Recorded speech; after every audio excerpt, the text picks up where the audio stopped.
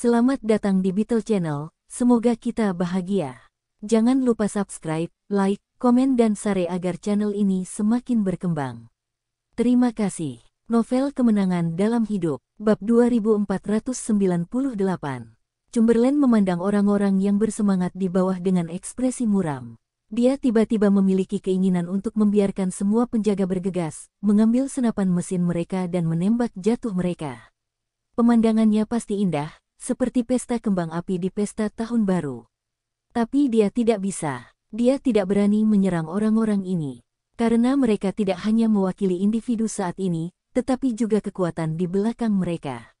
Mengambil tindakan terhadap orang-orang ini berarti menyatakan perang terhadap kekuatan di belakang mereka.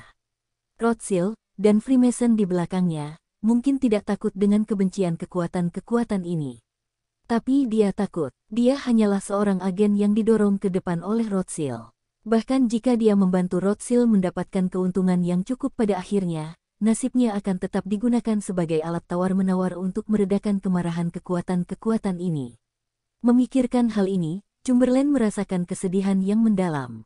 Irak adalah negara yang sangat miskin, dan minyak di sini menarik lebih banyak perhatian dibandingkan Amerika Serikat, namun juga negara-negara lain.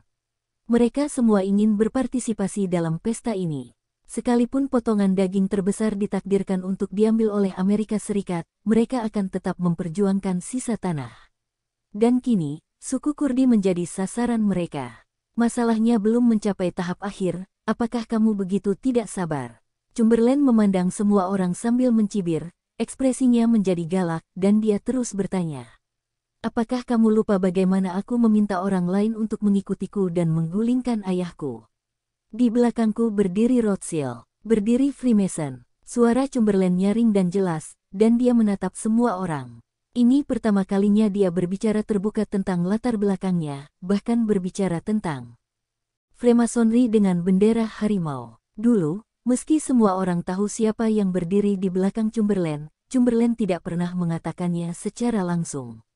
Karena itu berarti dia mengaku dikuasai kekuatan lain, sehingga akan mempengaruhi gengsinya.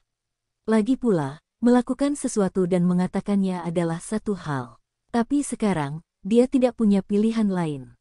Jika reputasi Rothschild tidak digunakan untuk menekan orang-orang ini sekarang, dia takut dia akan langsung dicopot dari jabatannya oleh orang-orang ini. Nasib yang akan ia hadapi saat itu akan jauh lebih buruk dibandingkan Baltimore dan Robbins yang saat ini terkurung di dalam Dungeon. Mungkin intimidasi Chamberlain berpengaruh, dan suara orang-orang yang tadinya marah perlahan-lahan menjadi lebih pelan.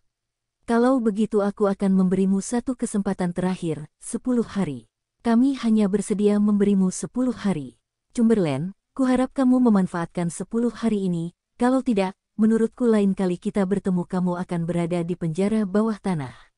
Jika Anda tidak dapat menyelesaikan krisis kami dalam 10 hari, bahkan Rothschild pun tidak dapat menyelamatkan Anda.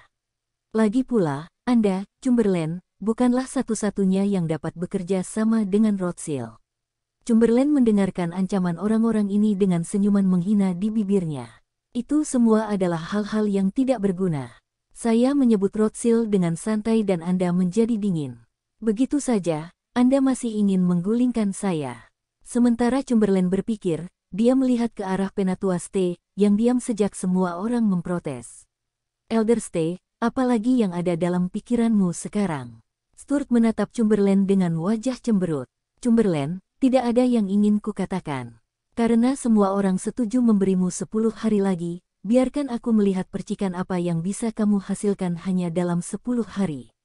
Saya harap Anda tidak mengecewakan saya. Setelah mengucapkan kata-kata ini, Penatua Ste berbalik dan pergi dengan rapi.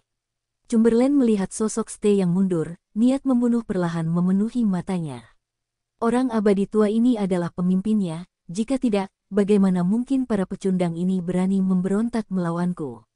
Bersambung, terima kasih telah menyaksikan dan mendukung channel ini.